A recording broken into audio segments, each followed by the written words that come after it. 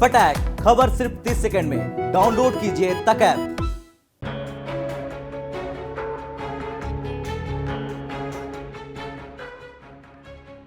Taiwan का साथ Lithuania ने देकर चीन को यह संदेश दिया कि वो नहीं झुकने वाला, और यही बात चीन को खटक गई और चीन ने लिथुआनिया को दे दी बड़ी धमकी। और इसी को लेकर यूरोपीय संघ यानी ईयू का रिएक्शन सामने आया, जो चीन के लिए नुकसानदायक है।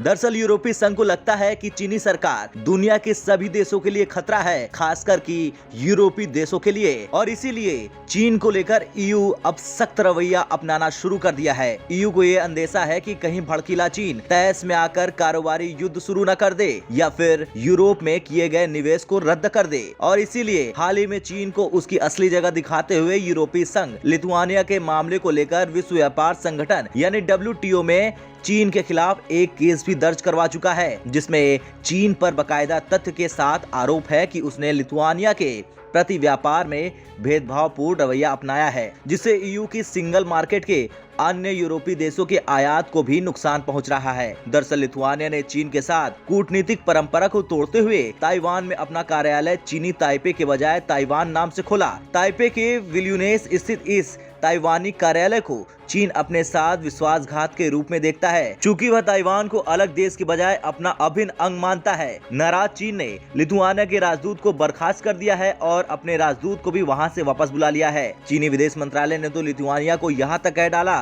कि इस तरह के कृत्य का मतलब पेइचिंग के साथ संबंधों को खत्म करना माना जाएगा। यह निर्णय चीन और लिथुआनिया के बीच राजनयिक संबंधों की स्थापना पर जारी किए गए भावना का खुले तौर पर उल्लंघन करता है। लिथुआनिया का ये कदम चीन की संप्रभुता और क्षेत्रीय अखंडता को गंभीर रूप से कमजोर करता है। इस तनाव के बढ़ने के बाद लिथुआनिया ने चीन पर आरोप लगाया कि उसने व्यापारिक वस्तुओं को चीन की सीमा पर ही रोक दिया। इसीलिए इस मुद्दे को यूरोपीय संघ अब विश्व व्यापार संगठन के समक्ष उठा रहा है। और लिथुआनिया ने भी चीन के हमले का जवाब दिया था, और लिथुआनिया के विदेश मंत्री गैब्रियल ने कुछ दिनों पहले ही चीन को धो डाला था और चीन को बयान देकर ये समझा दिया था कि ताइवान के लिए वो कुछ भी करेगा।